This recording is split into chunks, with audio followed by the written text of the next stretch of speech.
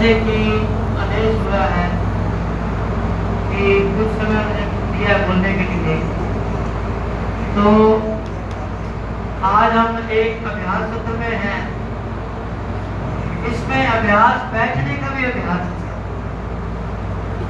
हमारा ये अभ्यास हर चीज शुरू होता है बैठने से।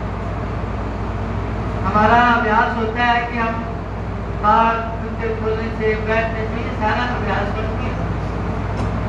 चलिए मैं लंबा ना करते हुए बात कहूँ, कुछ बात रखना चाहता हूँ सीधा। हमारा जो सिस्टम है मंडीकरण का,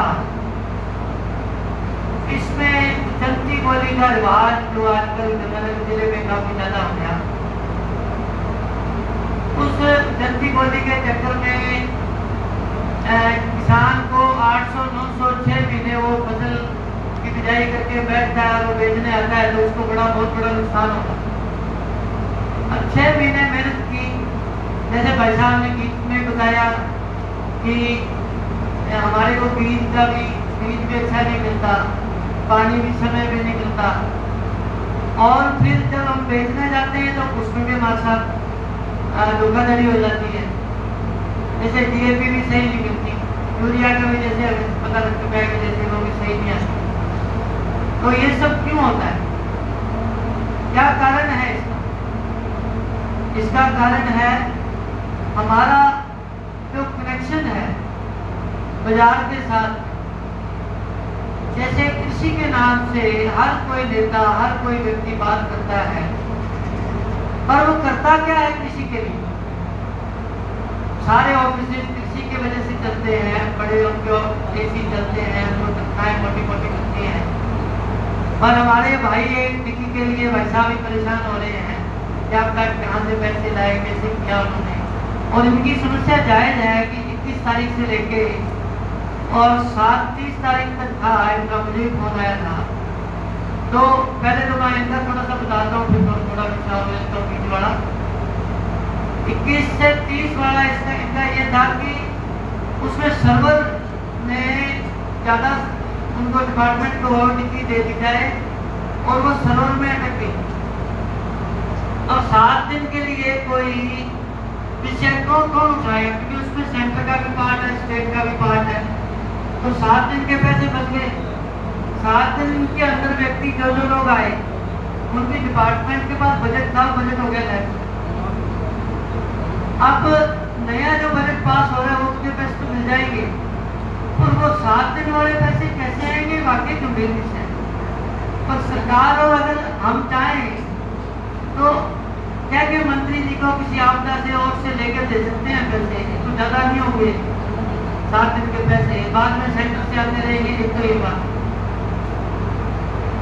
दूसरा पानी का था, तो हमारा जो गंगनाल के विषय में हमारे साथी गंगनाल से कितने आए हुए बैठे हैं?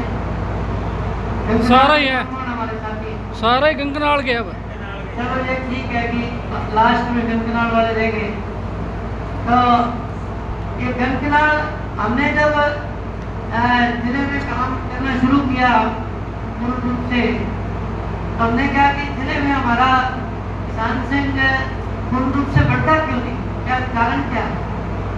तो हमारे क्या हमेशा जिले में हर चीज की स्कीम्स आती है, जैसे पानी की स्कीम, वो स्कीम तो मैं वो लेके आया कि हमारे जिले में कितने गांव, शहर, तहसील या कहाँ पे क्या क्या है। तो सबसे ज्यादा जो गांव निकले वो आपके रायसेनगर के गांव गंगनाल पे निकले। हम अपनी ताकत लगा रहे थे लालगंज क्षेत्र में बैठा या सूरतगढ़ में, असल में हमारे लोग प्रताड़ित इधर थे।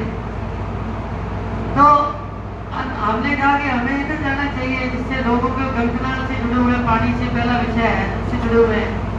तो वास्तव में जब यहाँ में आया इनके पास में 2 दिन घूमे, तो सबसे ज्यादा आंदोलन में संख्या रायसेनगर वालों की, क्योंकि वाकई जो हमारे वाले लोग जो रेगुलेशन कमेटी में ऊपर नीचे करते हैं, उतार चढ़ाव करते हैं, इंदिरा गांधी का तो भाई साहब एक्सपर्ट बैठे हैं, उनको पता है।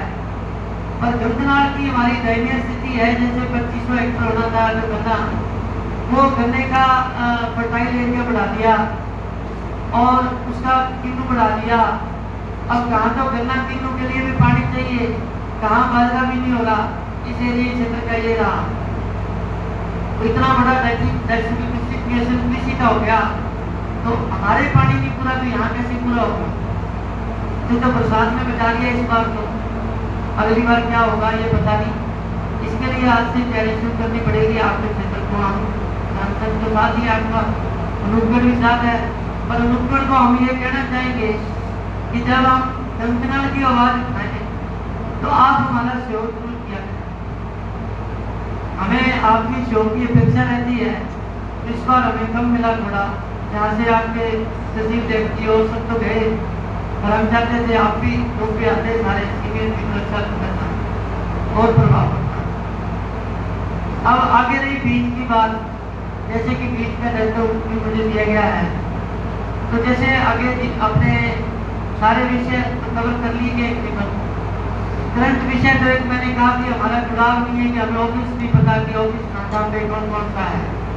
तो कृषि अनुसंधान केंद्र उसको ARS बोलते हैं। मेरे हिसाब से हमें कितने लोगों को पता है कि ARS ऑफिस कहाँ पे है। उसमें हमारा बीज का शोध होता है, उसमें हमारा अलग अलग 15 रुपए जमीन की खेती होती है, उसका हमारे किसी किसानों को पता ही नहीं है, तो पूरा उम्र होगी उसको खेती करते हुए। दूसरी बात है कि जैसे मिट्टी है, तो मिट्टी की जांच कैसे होगी, तो अगर मिट्टी की जांच कैसे होती नहीं है इसलिए करवाते हैं, पर हमें उसकी अवेयरनेस किसान संघ भी कर सकता है, उसकी सैंपलिंग करनी पड़ती है। उसका हमारे पास में एक जिले में जैसे कैसरपुर में एक, धर्मपुर में एक, गंगानगर में एक, रायसंगर में एक, तो एक एक अधिकारी, एक एक चेक करने वाला, एक लैब सिस्टम, इतने लोग हैं, हजारों एकड़ जमीन है। हम सैंपल बना के लेके नहीं जाते, सैंपल चाहिए होता है थोड़ा सा, जो हमें सारी जमीन से लेना है, कस्सी से लेना नहीं है। कस्सी से लेते हैं तो आयरन आ जाता है, टीवी लेके जाते हैं या उसको धूप में सुखाते हैं तो नाइट्रोजन उठ जाता है। तो हमें मिट्टी जांच करनी कैसे, लेके कैसे जानी है मालूम नहीं। अभी दांडी यूनिवर्सिटी में भी एक बहुत अच्छी लैब पड़ी है, जिसमें उनकी क्षमता बहुत अधिक है, जिसमें जीवित भाई साहब भी गए थे, हम भी गए थे। भाई साहब आप भी ध्यान देना कृपया, यहाँ पे जिला देखिए कहूँगा मैं।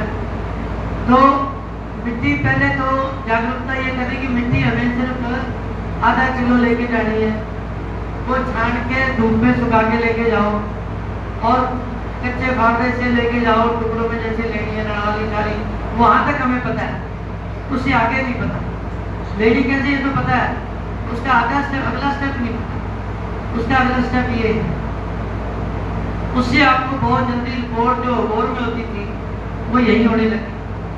उससे आपको बहुत आसानी से पता लग जाएगा हम क्या क्या डालेंगे।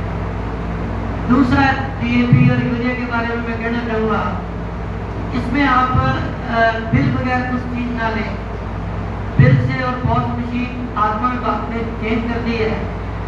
आत्मा विभाग भी जो ICRA में अभी हमें नेक्स्ट मंथ हमें जितने भी यूनिवर्सिटियाँ हैं उसमें लेके जा रहा है। मैंने कई बार बजरंग जी को और तहसील देव जी को बोल चुका हूँ कि हमारे कुछ व्यक्ति फ्री में हमारी बच्चे को लेके जाने हैं और कोई हमारे को शुल्क नहीं देना। ICRA की यूनिवर्सिटियाँ हैं पंजाब में, हमें घुमा के लाएंगे, नया एरिया, नई चीज़ें, नई बातें।